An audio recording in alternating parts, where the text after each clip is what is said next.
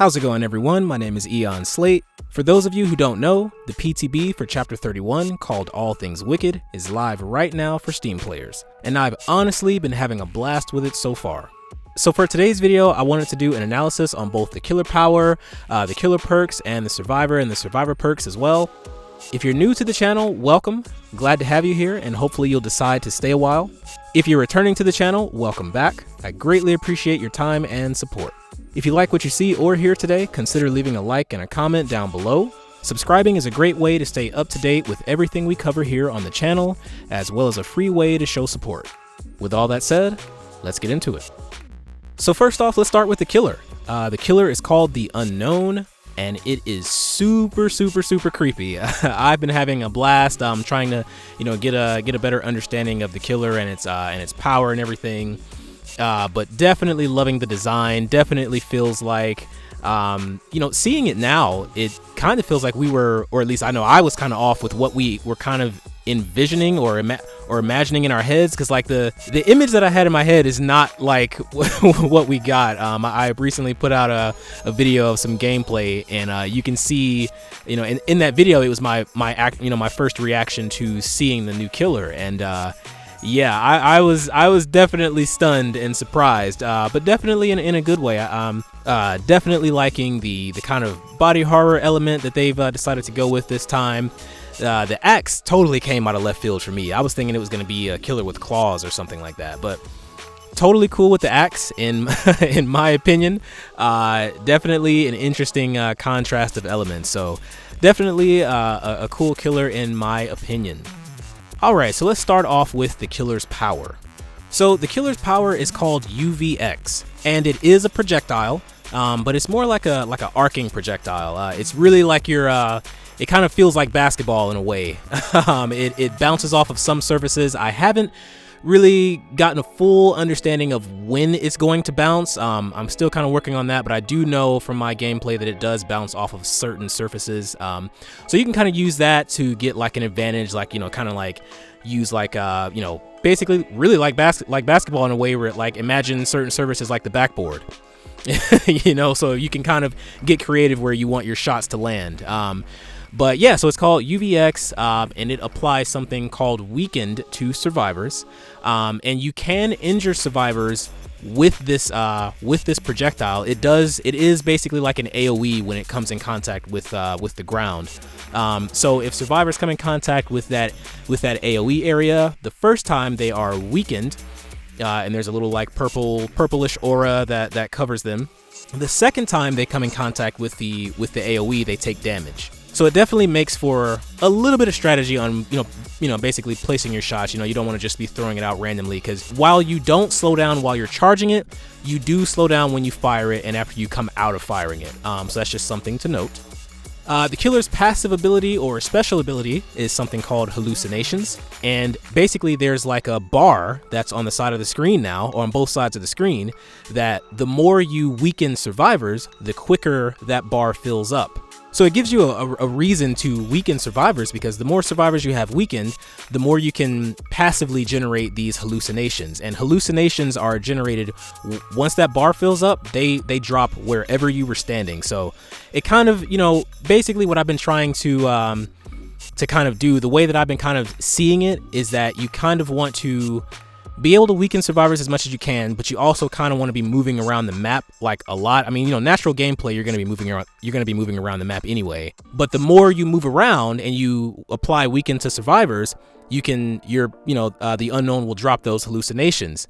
And when you drop those hallucinations, of course, there's a cooldown between teleports, but you can TP to all of your hallucinations throughout the map. Now, of course, the survivors can disable your hallucinations by just walking up to it, and it's called staring. I think it's called staring down the Unknown, where they can dispel your hallucinations.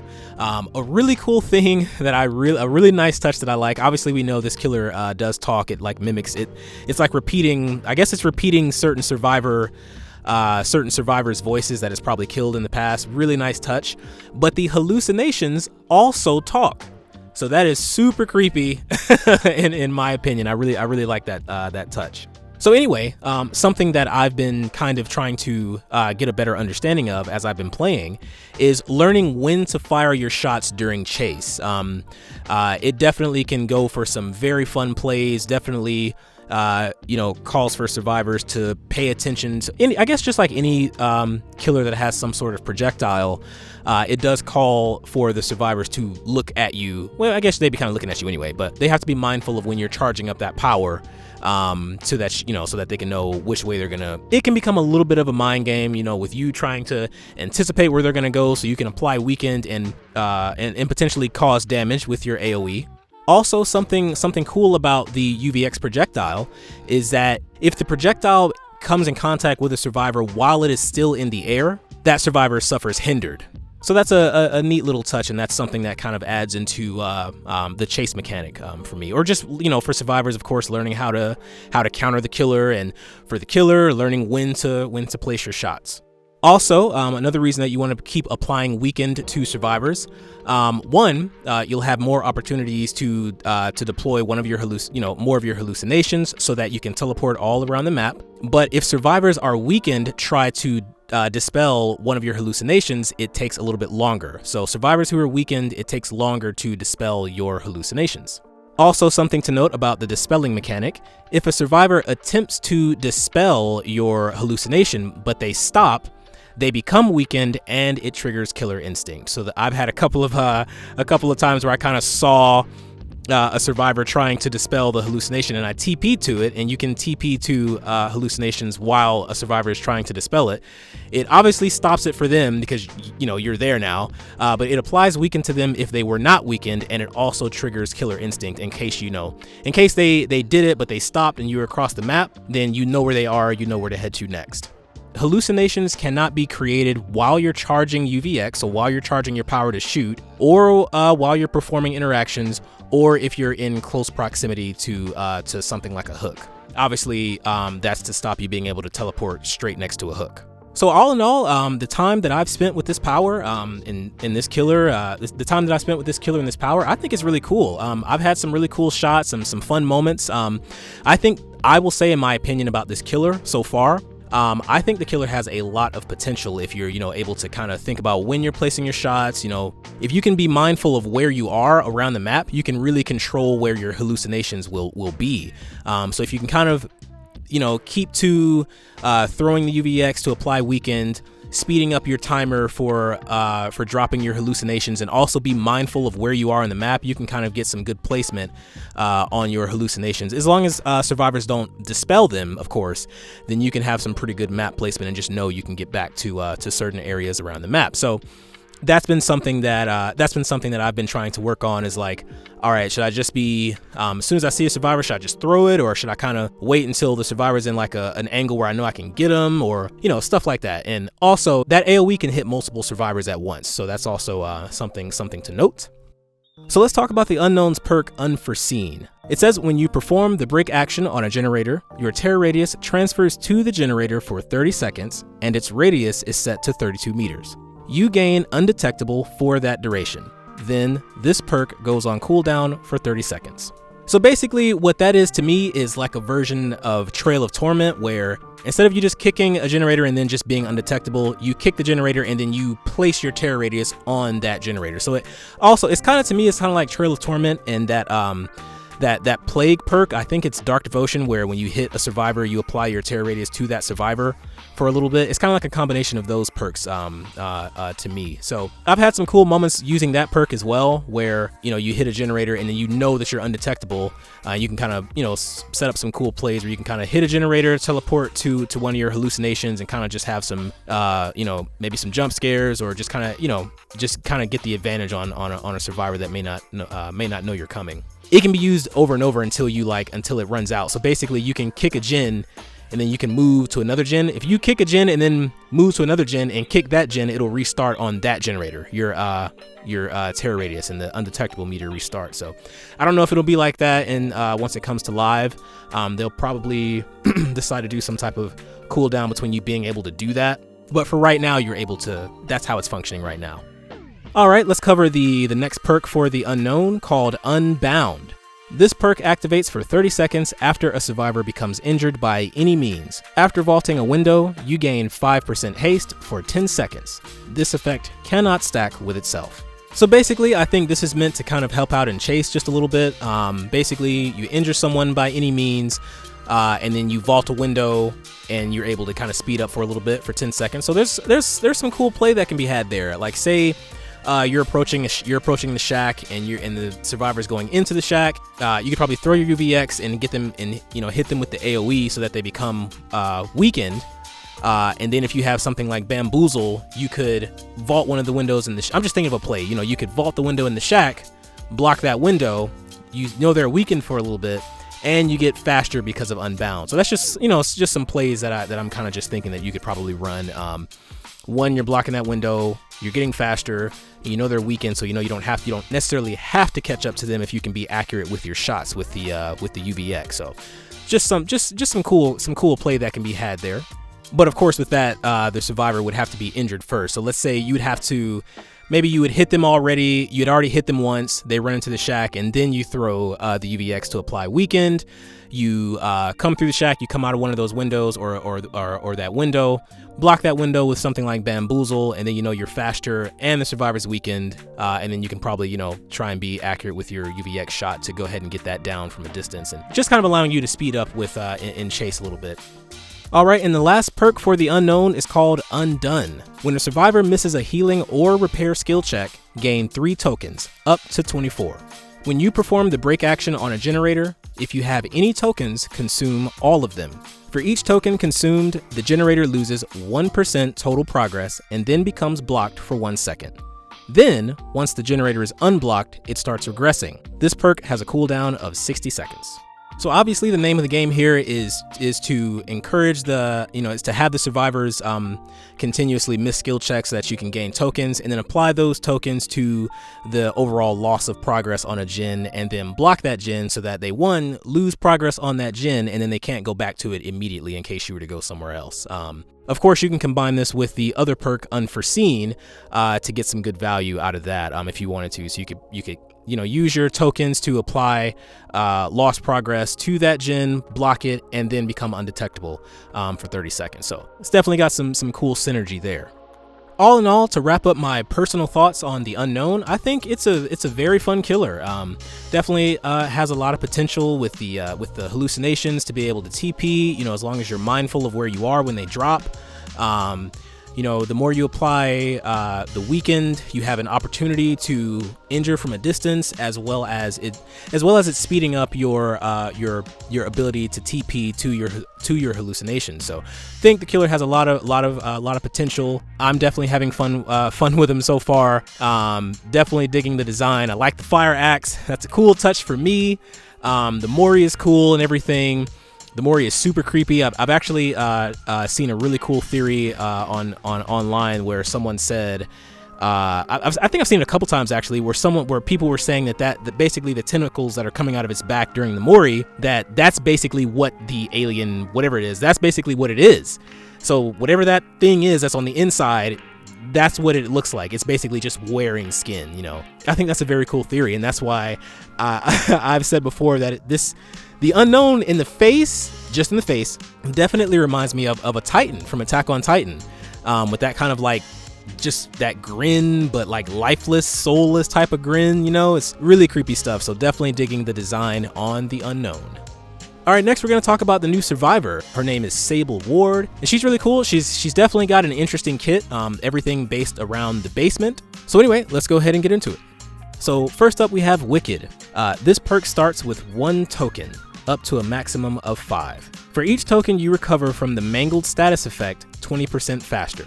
For each 15 seconds spent in the basement, you gain a token. While affected by the Cursed status effect, you heal 9% faster. So of course, basically with that, the more time you're able to spend in the basement, the quicker you'll be able to recover from Mangled. Of course, I believe this is designed to have synergy with her other 2 perks as well. And speaking of her other 2 perks, we have something new in the game called Invocation Weaving Spiders. This perk says, when in the basement near the circle, press the ability button 1 to begin the invocation. So now there's a new thing that you can do where you can go into the basement and there's like a ring, and she can start the invocation. And it basically, I'll read the rest of the power, but basically what is happening, you and all of your teammates are able to do this invocation. If you finish it, then all of the generators in the trial instantly gain progress. But that trade-off is whoever started the invocation will be broken for the rest of the trial. So that's where I'm sure, there's probably some talk to be had on, if it's worth it to spend that much time in the basement to be permanently injured the rest of the match. So for survivors who are better than me, they probably would say sure, because I am not the best survivor. I'm not the best I'm not the best in chase. So for me, I did it to kind of check it out. I don't know if I probably shouldn't be the one to start the invocation when this comes to live servers. I'll tell you that. But to finish reading the description for you, it says, invocations take 120 seconds. Other survivors will see your aura during this and can join an ongoing interaction, increasing speed by 50% each. If they have an invocation perk equipped, they increase it by 100% instead, so it doubles. Once the invocation is completed, you become injured and gain the broken status effect for the rest of the trial. All remaining generators gain 9 charges instantly, and obviously I have the yellow version, the uncommon version. So that's different with each level. Completing the invocation disables that perk for all survivors. So again, that's kind of encouraging you to kind of stay in the basement to gain things. So you can go to the basement, do the invocation to give all the generators across the map some progress. But the trade-off of that is that you'll be broken for the remainder of the trial. So Sable's last perk is called Strength in Shadows. When in the basement, this perk activates. Unlocks the Strength in Shadows ability, which allows you to heal without a medkit at 60% normal healing speed. When you finish a heal in the basement, you see the killer's aura for 8 seconds.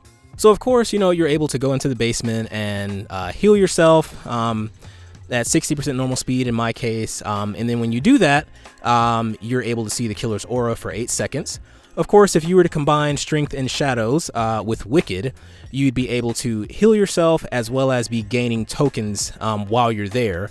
And then those tokens, obviously, as we see with Wicked, allows you to recover from the Mangled status effect 20% faster, with obviously having tokens, in my case, up to 5 of them.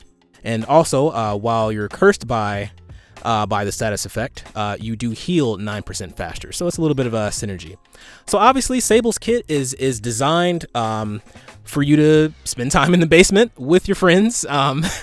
Definitely something new to the game. Definitely interested to see what all you guys think about that. As I've said before, I'm certainly a killer main, so I probably won't be using that very much. Also, like I said, I'm not the best in chase, so I'm not the one who should utilize that kit as much. Definitely interesting. I do like the ability to be able to heal yourself without a med kit if you spend a little bit of time in the basement. For killers that decide to run Mangled in their kit, you'll be able to recover from that faster, as well as be able to, heal 9% faster with, if you were to use Wicked and Strength and Shadows. And of course, her invocation now, being able to instantly apply progress to generators map wide. So definitely interesting. All in all, I think this chapter is shaping up to be really cool. I'm having a lot of fun with it. As I always say, I try to just, something about me is I'm very positive about this game. I think most of us are, I think sometimes, things on the internet would have you believe that a lot of us are angry, and I do believe that some of us, I guess, are angry. But I do think that, speaking for myself, I love this game. I think a lot of us love this game. Been playing it since about, I think it was either 2016 or 2017. I know I've been playing since around the time Freddy came out. So definitely love this game, and we have a lot of love for it and support and passion and everything. So I just try and, stay positive with everything, and I appreciate everyone that I come in contact with in the community that tries to do the same thing. I think most of us want to be that way. Most of us just we're just playing a video game. We want to try and relax, and we have our cool cosmetics and everything, and we just want to enjoy the game, and that's what it's all about. Speaking of cool cosmetics, the Iron Maiden collection is available now on the in-game store. I will definitely be partaking in that as an Iron Maiden fan. If you made it this far in the video, let me know down in the comments what your favorite Iron Maiden song is. I'll go ahead and go first and say mine is Aces High. But anyway, I'm definitely looking forward to the live release and the direction of the game. I think both Killer and Survivor have an awesome design. The hallucinations are cool. The voice lines for the Killer are cool. The few voice lines that I've heard in the Survivor for Sable are also pretty cool and fun. So I like this chapter. The map. I didn't even touch on the map. The map is awesome, I think. Having that movie theater kind of like almost 80s vibe a little bit, kind of. It's really cool. So to close out today's video, I just wanted to say that I greatly appreciate all of you guys' support so far for the channel. Obviously, we're still in the beginning stages of the channel, so I appreciate all of you who have left a comment, liked the video, subscribed. Let's keep it going. I definitely have way more ideas for videos coming up. We are almost at our first 100 subscribers, so that is unbelievable. For me, you know, starting this YouTube journey, you guys have been great. I definitely appreciate the love and support, and all of you guys leaving your comments in the comment section below. I appreciate it. So let's keep it going. We are on our way to our first 100 subscribers. So again, as I said in the beginning, if you like what you saw and heard today, consider subscribing to the channel. I greatly appreciate it, and I certainly have more content on the way. Until next time, stay safe, and I will see you in the fog.